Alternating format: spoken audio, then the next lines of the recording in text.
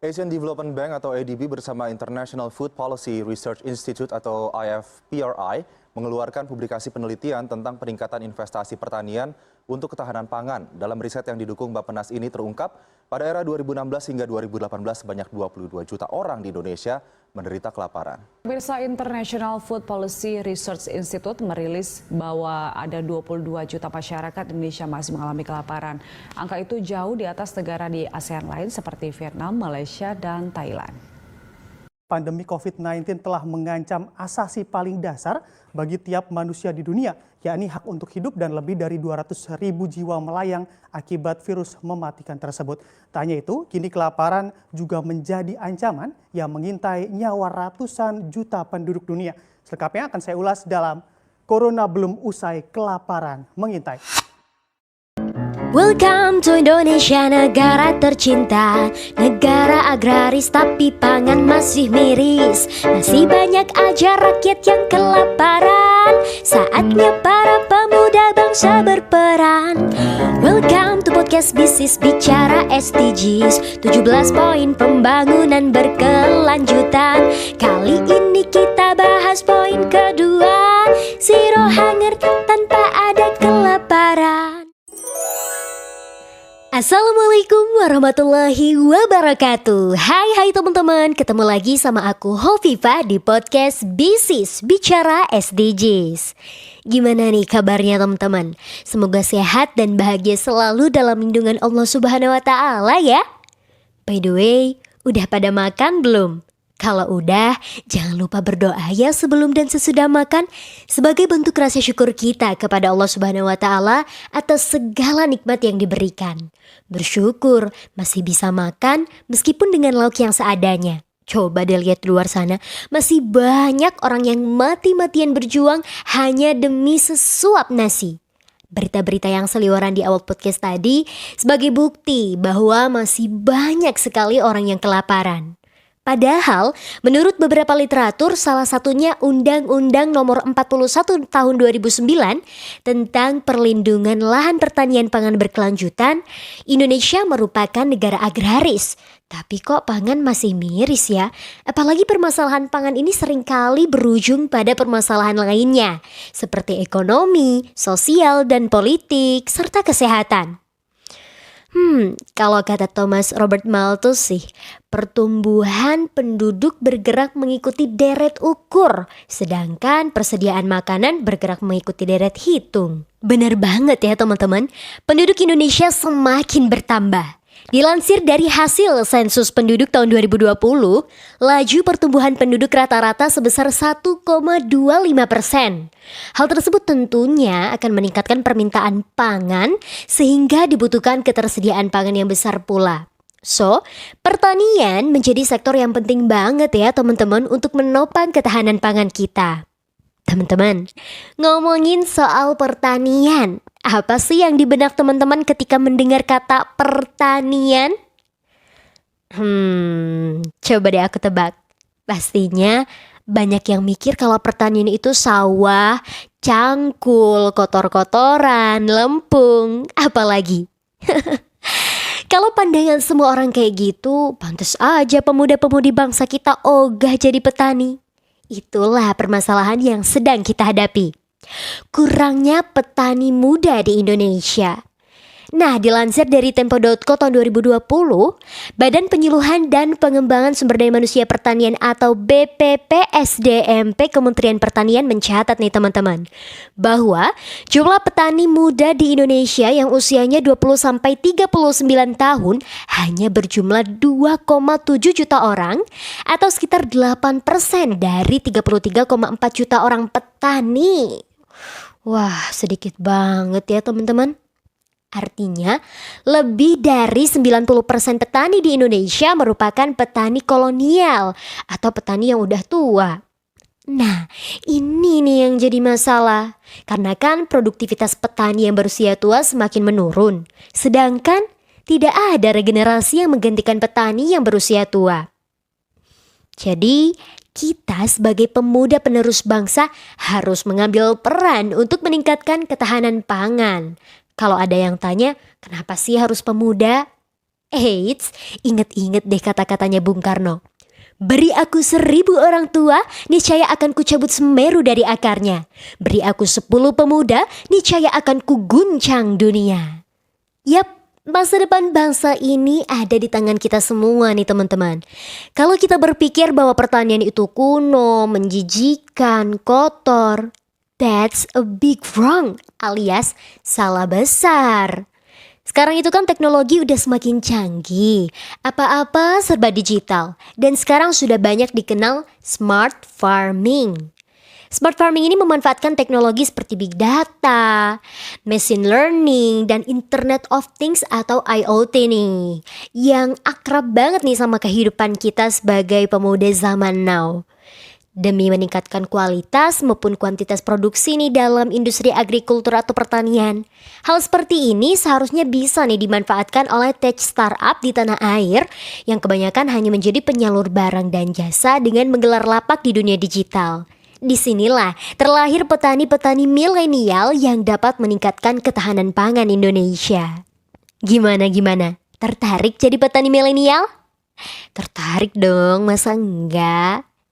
Eits, untuk berperan dalam menciptakan ketahanan pangan gak cuma dengan menjadi petani milenial loh. Ada beberapa cara lain yang deket banget nih sama kehidupan kita sehari-hari. Tapi sebelumnya aku mau tanya dulu nih ke teman-teman. Pernah gak sih teman-teman buang-buang makanan? Ya entah itu buang makanannya sedikit atau banyak, pasti pernah lah ya. Sama aku juga. Apalagi kalau makanannya yang gak kita suka, kebanyakan porsinya, basi gara-gara gak diolah-olah udah lama, dan alasan-alasan lainnya. Ada juga nih alasannya, duit-duit kita sendiri ini buat belinya, mau habis mau enggak ya bukan urusan lo. Nah, ini nih pandangan yang salah banget. Di awal tadi kan kita udah dengar banyak banget berita orang kelaparan. Coba deh kita introspeksi diri. Jangan-jangan kita juga turut andil menciptakan kelaparan itu. Loh kok bisa? Bisa dong. Ketika kita sekali makan dan meninggalkan sisa alias nggak habis, coba pikir berapa gram, kilogram, bahkan ton sisa makanan yang kita hasilkan per hari, per bulan, per tahun, bahkan seumur hidup kita. Wah, pasti numpuk banget sih teman-teman. For your information nih teman-teman, Indonesia merupakan salah satu negara berkembang dengan indeks kelaparan yang masih berada di level serius menurut International Food Policy Research Institute tahun 2017. Namun ironisnya, jumlah food waste di Indonesia mencapai 300 kg sampah makanan per orang per tahun. Bisa dibayangkan teman-teman sebanyak apa food waste di Indonesia. Makanya Indonesia ini menduduki peringkat kedua di dunia dalam jumlah food waste menurut Kementerian Pertanian tahun 2019. Angka sebesar itu sebenarnya bisa loh memenuhi kebutuhan pangan bagi 28 juta orang yang masih membutuhkannya. Nah kan, makanya dari sekarang yuk kita laksanakan geram abis. Apa? Yup, gerakan makan sampai habis. Agama Islam mengajarkan kepada kita untuk tidak boros. Dalam Islam, sikap boros dan membuang-buang makanan ini dikenal dengan istilah mubazir, yang berarti mengeluarkan harta untuk melakukan maksiat. Larangan membuang makanan juga tertera loh dalam Al-Quran, tepatnya di surah Al-Isra ayat 26-27. Dalam ayat ini, Allah Subhanahu wa Ta'ala menerangkan bahwa perilaku pemborosan merupakan kebiasaan setan. Ih, ngeri banget ya. Siapapun yang melakukan tindakan tersebut, maka dikatakan sebagai saudara-saudara setan. Dan janganlah kamu menghambur-hamburkan hartamu secara boros. Sesungguhnya pemboros-pemboros itu adalah saudara-saudara syaitan. Quran Surah Al-Isra ayat 26-27. Abu Hurairah juga mengatakan bahwa Rasulullah pernah bersabda hal-hal yang membuat Allah Subhanahu wa Ta'ala murka terhadap hambanya, dan salah satunya adalah mubazir atau membuang makanan. Sabda Rasulullah SAW ini secara rinci dijelaskan dalam hadis riwayat Muslim yang berbunyi, sesungguhnya Allah meridhoi 3 hal bagi kalian dan murka apabila kalian melakukan 3 hal tersebut. Allah ridho jika kalian menyembahnya dan tidak mempersekutukannya dengan sesuatu apapun. Dan Allah ridho jika kalian berpegang pada tali Allah seluruhnya dan kalian saling menasihati terhadap para penguasa yang mengatur urusan kalian. Allah murka jika kalian sibuk dengan desas-desus, banyak mengemukakan pertanyaan yang tidak berguna, serta membuang-buang harta. Ngeri banget ya. Selain menjadi penyebab lemahnya pangan di Indonesia, perilaku buang-buang makanan juga erat kaitannya dengan kemubaziran yang membuat Allah Subhanahu wa Ta'ala murka. Makanya, yuk kita terapkan geram abis. Apa-apa tadi? Gerakan makan sampai habis. Menjalankan gerakan makan sampai habis ini memang gampang-gampang susah sih teman-teman. Gampangnya ya karena makan merupakan aktivitas dasar kita sehari-hari. Susahnya ya menghabiskannya. Apalagi aku nih yang nafsu makannya kurang. Kalau teman-teman gimana? Nah, aku punya tips nih supaya geram abis ini bisa kita terapkan sedikit demi sedikit. Mau tahu caranya? Coba dengarkan syair berikut ini. Ambil makanan secukupnya, jangan langsung banyak-banyak ya. Kalau memang kita sudah kenyang, bisa berbagi ke teman-teman. Usahakan makan makanan yang kita suka, yang kita doyan. Perhatikan tanggal expirednya supaya gak basi makanannya.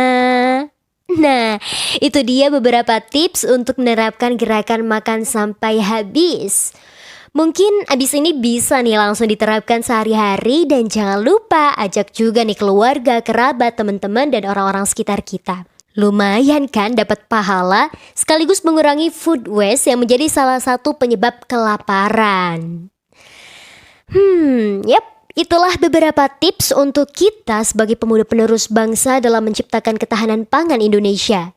Bisa dari hal kecil seperti geram abis atau hal yang lebih besar lagi yakni menjadi petani milenial yang handal. Masih banyak jalan menuju ketahanan pangan. Cuma pertanyaannya, maukah kita sebagai pemuda penerus bangsa turut berperan?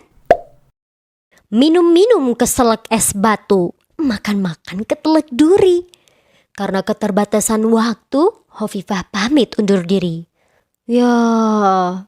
Sampai jumpa lagi ya di podcast selanjutnya. See you. Wassalamualaikum warahmatullahi wabarakatuh.